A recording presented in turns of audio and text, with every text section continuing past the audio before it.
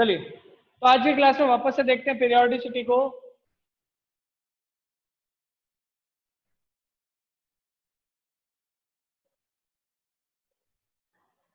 Periodicity ना, periodicity के अंदर अपन ने सबसे पहले एक पढ़ा था ग्राफ। ग्राफ था कुछ इस तरीके से, चार थे मेरे पास क्वाड्रेंट्स। ये क्वाड्रेंट, इसमें मैंने लिखा था एस, इसमें लिखा था ए, इसमें लिखा था टी और इसमें लिखा था सी। ए का मतलब है ऑल, इसका मतलब है साइन एंड कॉसेक, इसका मतलब है टैन एंड कॉट, इसका मतलब है कॉस एंड सेक। इनके नीचे लगा दिया था पॉजिटिव पॉजिटिव पॉजिटिव पॉजिटिव। ये ग्राफ मुझे याद रखना था। इसको मैं 0 डिग्री बोलता हूं, this is 90 degree, this is 180 degree, this is 270 degree and this is again 360 degree. ठीक है, ये ग्राफ मैंने आपको बोला था, ये ग्राफ सबको याद होना चाहिए। उसके बाद अपन पढ़ रहे थे कॉम्प्लीमेंट्री एंड सप्लीमेंट्री के बारे में। ठीक है, क्या होता है, बहुत डीप थ्योरी होती है बेटा। कॉम्प्लीमेंट्री एंड सप्लीमेंट्री एंगल्स को ही अगर अपन पढ़ने जाएं तो अपने आप में पूरा चैप्टर निकल के आता है। ठीक है, लेकिन हमें सिर्फ और सिर्फ इतनी ध्यान रखनी है बातें कि मैं दो तरीके से एंगल्स को रिप्रेजेंट कर सकता हूं। Now if I am representing angles in the form of 90 degree, इसके 90 डिग्री के मल्टीपल्स में अगर मैं 90 डिग्री के फॉर्म में रिप्रेजेंट करूं किसी भी एंगल को, that angle is known as complementary angle. And if I represent any angle in the form of 180 degree, then we can say that that type of angle is known as supplementary angle. ठीक है, ये आपको basic knowledge दिमाग के अंदर fit करना। Now ध्यान से देखें, 90 के ऑड मल्टीपल्स मतलब n into 90। Now in this n अगर ऑड हो, ऑड मतलब 1 2 3 1 3 5 7 9 एंड सो ऑन। इस टाइप के नंबर अगर मैं यहां रखूं तो मेरे पास एंगल्स निकल के आएंगे। देखिए ध्यान से, 90 सही है, 270 सही है, फिर उसके बाद 540 एंड सो ऑन। ठीक है, 540 नहीं, this will be 450 then 630 and so on. तो इस तरीके से मेरे को एंगल्स निकल के आएंगे if I represent n as odd. And अगर मैं n को इवन के फॉर्म में लिखूं, n को इवन के फॉर्म में लिखूं तो ये बनेगा मेरे पास 180 360 720 एंड सो ऑन 540। ऐसे काफी सारे एंगल्स मेरे पास निकल के आ सकते हैं अगर मैं n को इवन फॉर्म में रखूं। तो देखिए बेटा, जब भी मैं किसी भी एंगल को रिप्रेजेंट करता हूं इंटू n इंटू 90 के टर्म्स में, और जिसमें n क्या है ऑड, तो उसको अपन कॉम्प्लीमेंट्री ही कंसीडर करेंगे।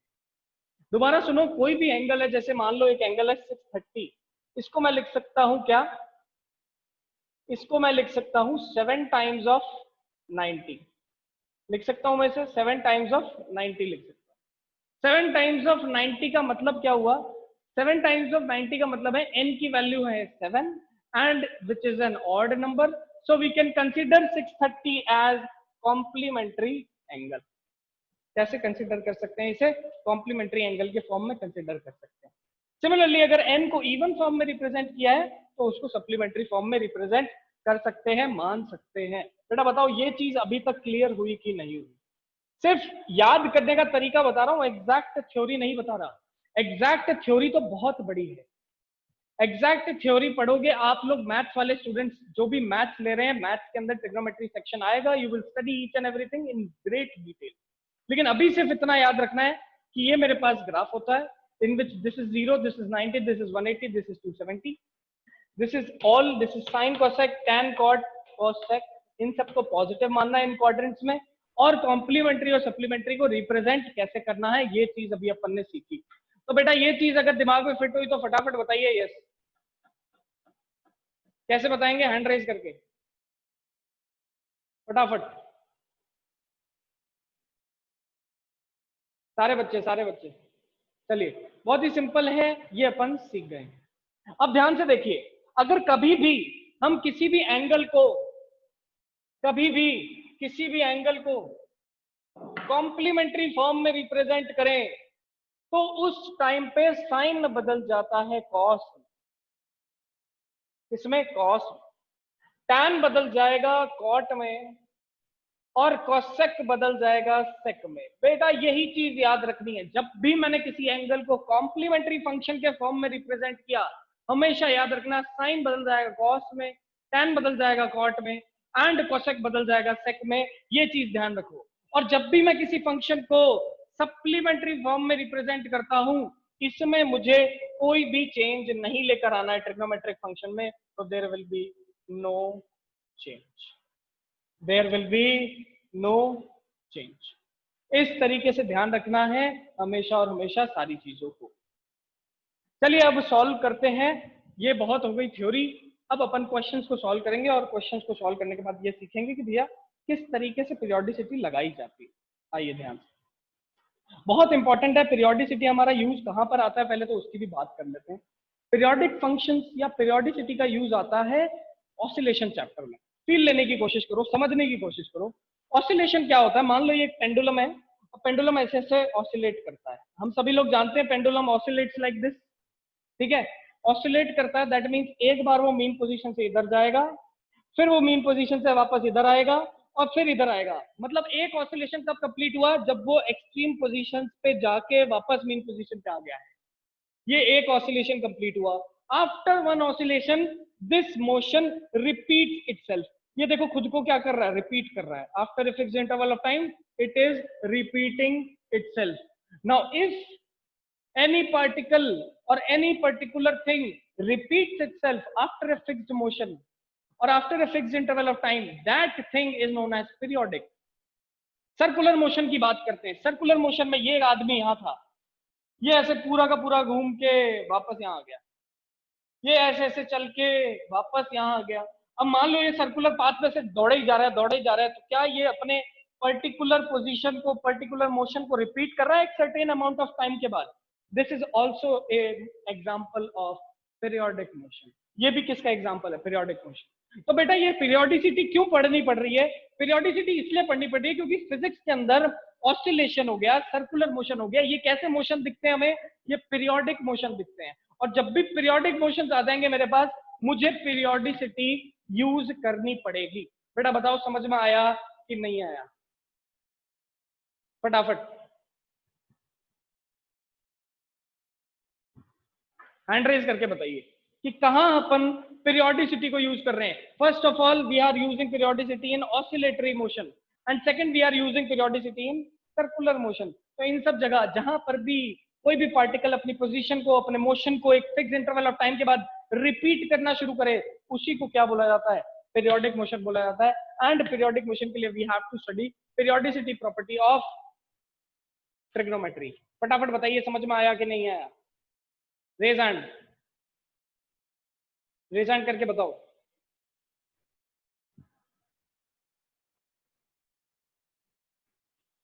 आदित्य प्रताप, आयुष, बजरंग, निशांत,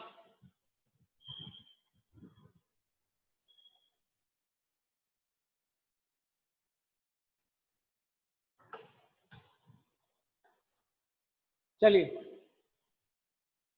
आगे देखते हैं, क्वेश्चंस को सॉल्व करते हैं।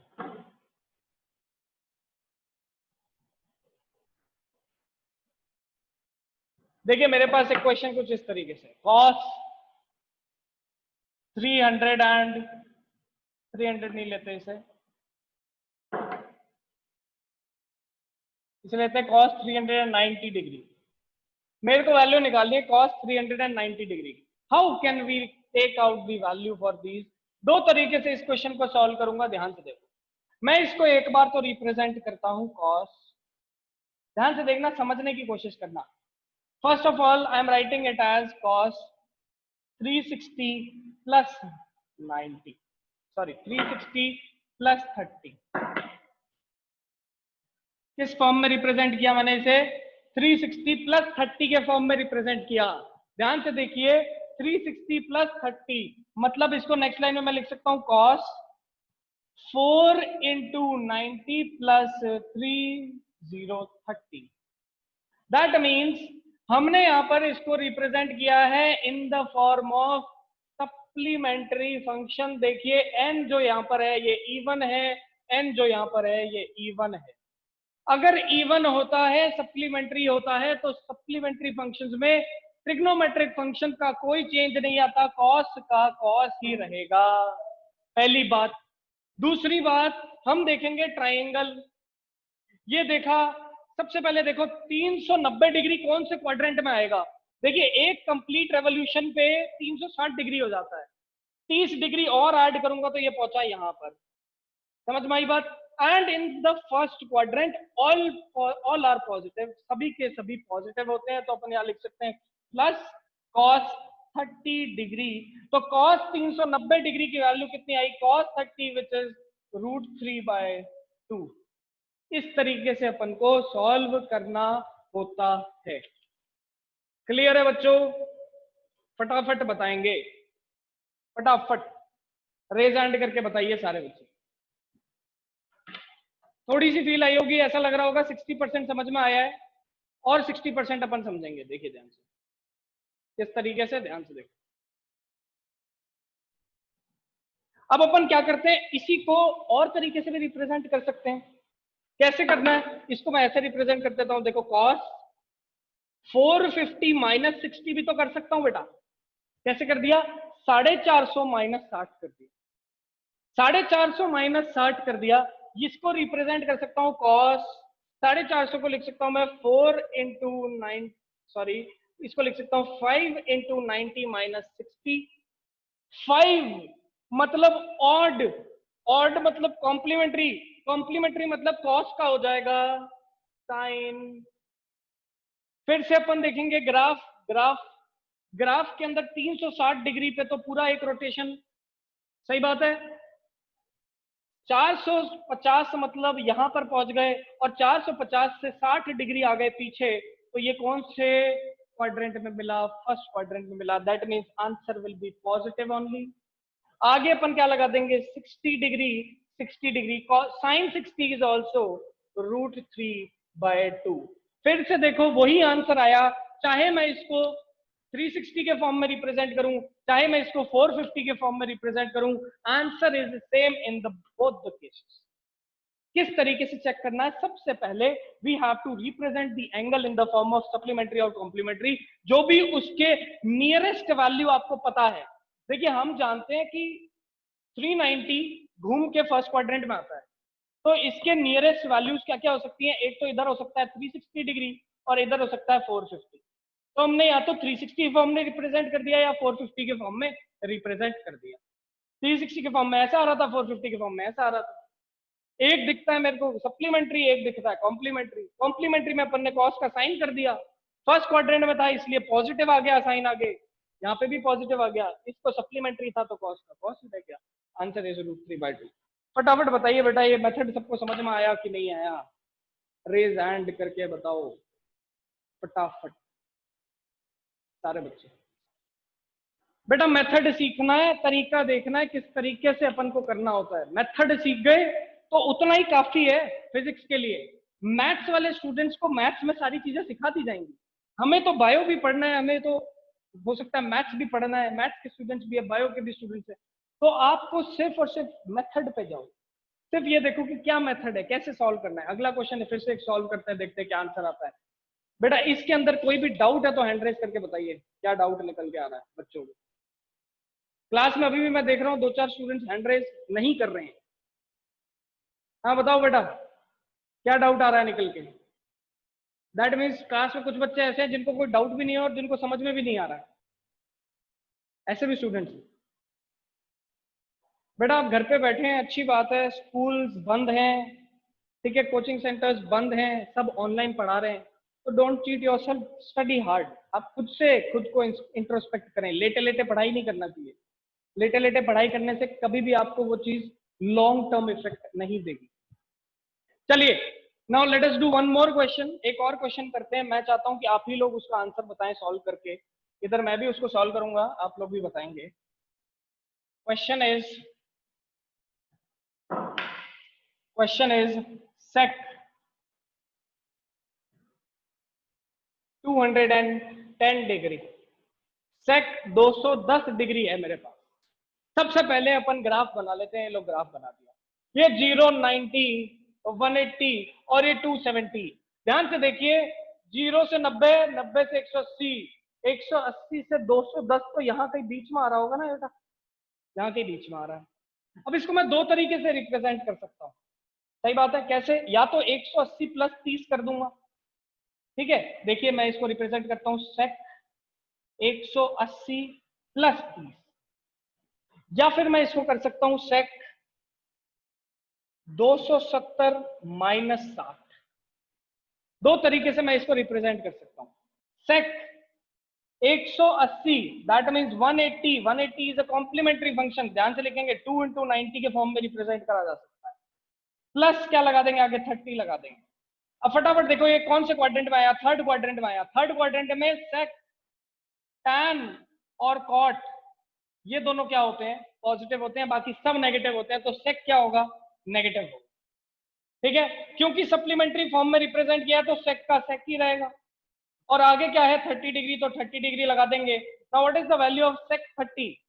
What is the value of sec 30? Sec 30 की वैल्यू आती है 2/√3, ठीक है। और आगे एक माइनस साइन है, तो answer will be -2/√3। Answer will be -2/√3। Yes Aanchal, tell me. मैं देखा how to calculate the value of sec 210 degree.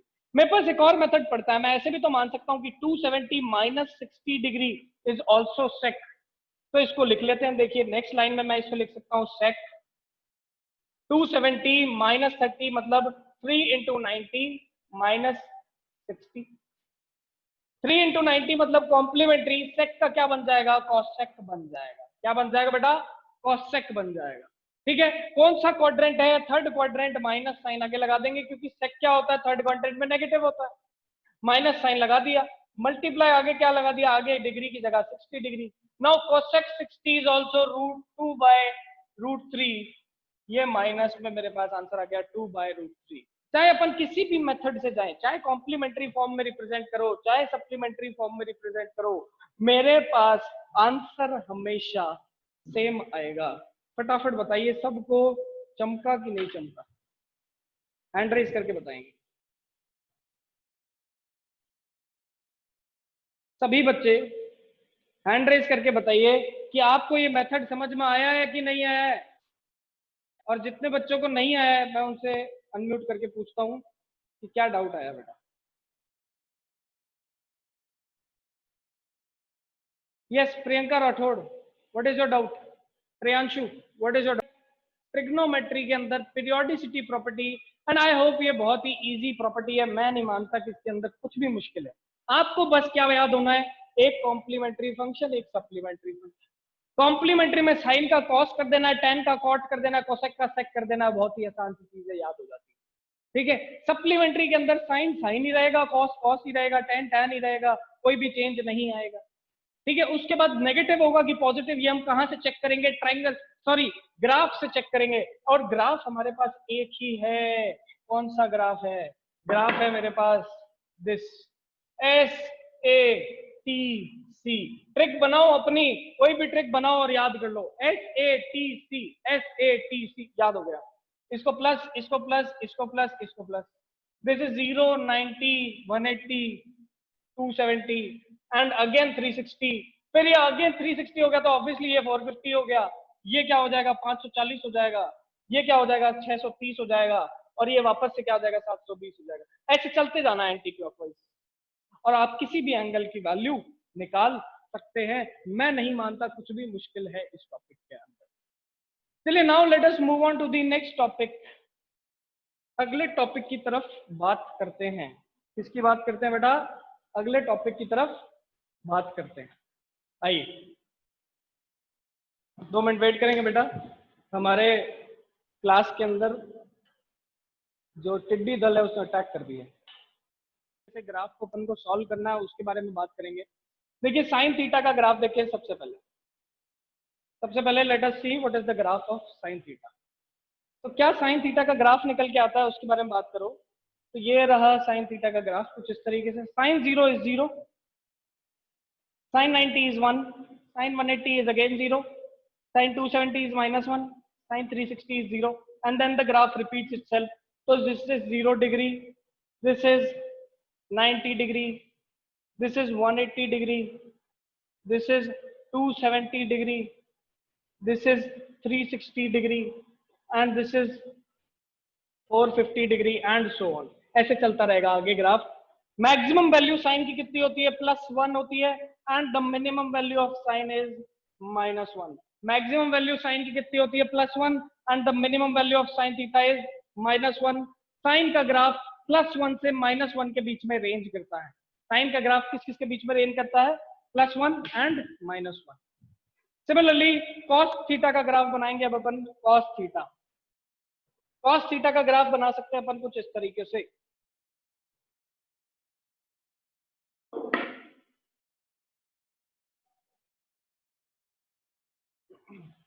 cos 0 is 1, cos 0 is 1, cos 90 is 0, cos 180 is -1,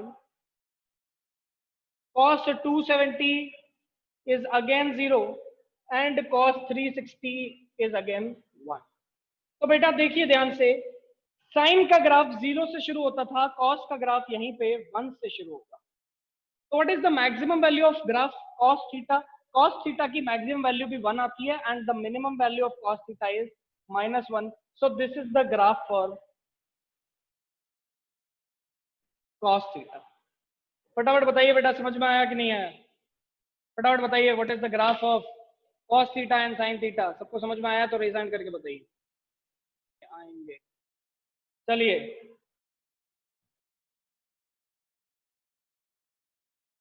चलिए, now let us move on to the next part. सभी ने hand raise कर दिया है, बहुत बढ़िया। Now let us move on to the tan theta graph. tan का graph देखते हैं किस तरीके से रहता है, कैसे tan के ग्राफ को अपन को सॉल्व करना है, कैसा देखने को मिलता है। आइए चलिए देखते हैं। तो the graph of tan theta, see tan theta is what? tan theta is sine upon cos. Sine 0 is 0, तो tan 0 भी क्या रहेगा? 0 ही रहेगा।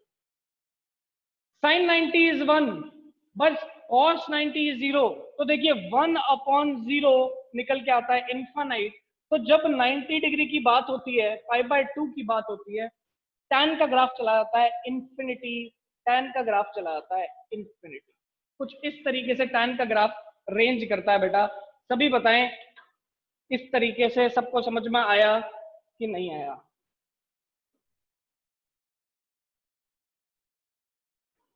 Hand raise everyone,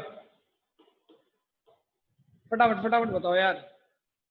tan 90 is infinite and tan 0 is 0, that is why we are saying tan 0 तो 0 रहेगा।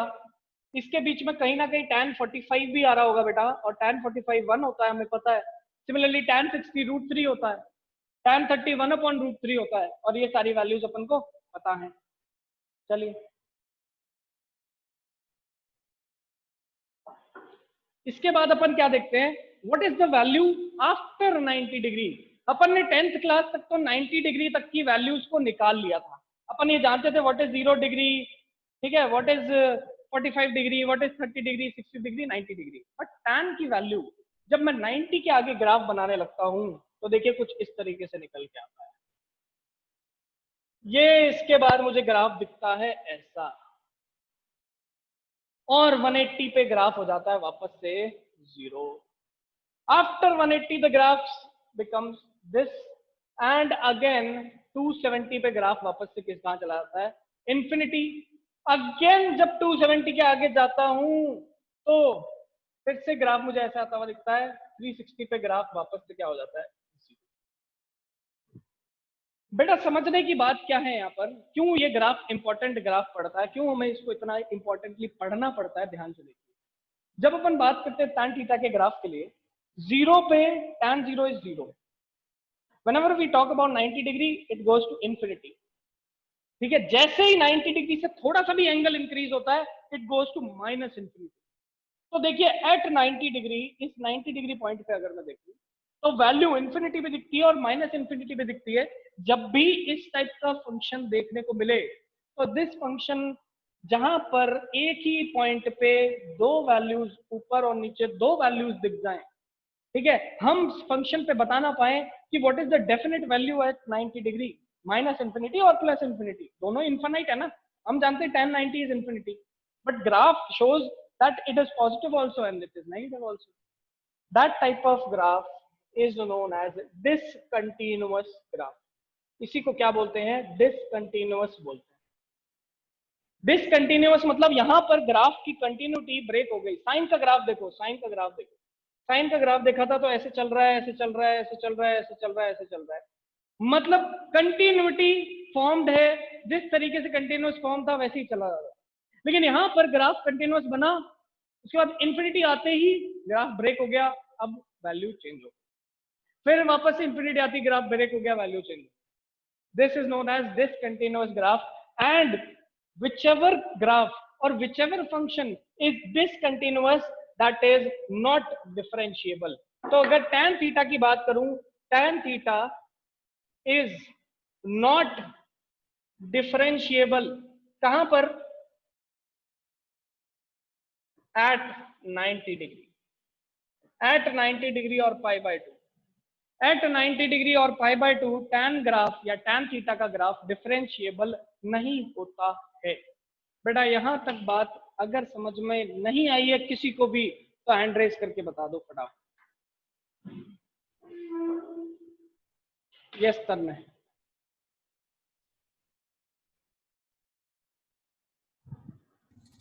Good morning sir. Good morning sir एक बार कॉस थीटा वाला वापस समझा दो सर. कॉस थीटा वाला थोड़ा. वापस देखना है. हाँ जी. देखिए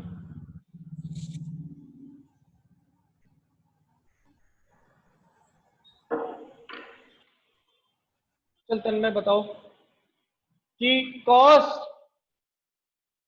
0 degree, cos 0 degree is what? +1. तो कॉस 0 थीटा अपन ने इस एक्सिस पे लिया, ये कॉस थीटा अपन ने वाई एक्सिस पे ले लिया.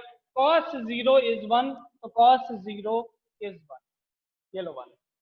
कॉस 90 इज 0, तो कॉस 90 इज 0, ये बीच में ग्राफ है. कॉस 180 पीरियोडिसिटी लगाएंगे, आंसर निकाल लेंगे. Cos 180 is again -1. Cos 270 is 0. And what is cos 360? Cos 360 is again 1. तो बेटा क्या देखने को मिला? Cos 0 is 1, cos 90 is 0, cos 180 is -1, cos 270 again 0, and cos 360 again +1. क्यों cos 360 again +1 आ गया? देखिए ध्यान से, एक कंप्लीट 360 रोटेशन के बाद फंक्शन खुद को रिपीट करता है. इसका मतलब cos 0 पे जो वैल्यू थी 360 पे भी वही वैल्यू रहेगी. एक कंप्लीट 360 डिग्री रोटेशन के बाद फंक्शन खुद को रिपीट करता है. cos 0 is 1, that is why we are saying cos 360 is also 1. बताइए बेटा तन्मय समझ में आया कि नहीं आया? अगर समझ में आया तो हैंड रेज कर दो.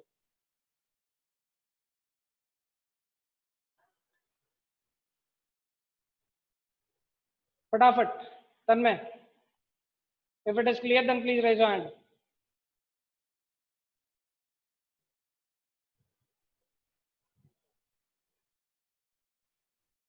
Okay yes Raunak, what is your doubt? तो यहाँ पर आज अपन ने अपने ट्रिग्नोमेट्रिक फंक्शंस के बारे में बात की. कितनी आइडेंटिटीज अपन को याद करनी है, पीरियोडिसिटी क्या होता है, और किस तरीके से अपन को cos theta, sine theta and tan theta के कर्व्स देखने हैं. ठीक है, किस तरीके से अपन को कॉस, साइन और टैन के ग्राफ देखने हैं, ये चीज अपन देख चुके हैं. ठीक है बेटा, आज की क्लास में ट्रिग्नोमेट्रिक फंक्शंस हो गया खत्म. Now in the next class we will study about logarithmic functions, indefinite and definite integrals, and finally we will study about exponential, and the mathematical operators will be complete. After that we will start our first chapter of physics, which is motion in one dimension. Motion in one dimension. So on Monday we will finish this mathematical operator, and after that from Tuesday we will start our first chapter. अभी तक पढ़ा जो कुछ भी, अभी तक अपन 2 chapter पढ़ चुके हैं, लेकिन that is part of the basics. सिर्फ बेसिक्स पढ़ रहे थे, सोर्सेज ऑफ एरर क्या होता है, डायमेंशन क्या होता है, यूनिट क्या होता है, यही सब पढ़ा है अभी। अब अपन शुरू करेंगे motion and one dimension, which is the very important concept. अब फिजिक्स शुरू होने जा रही है, ठीक है। तो सारे कॉन्सेप्ट्स को रिवाइज करते रहे। Today I will provide you with the notes as well, ठीक है। फटाफट मुझे हैंड रेज करके बताओ कितने बच्चे शीट सॉल्व करके लेकर आए हैं।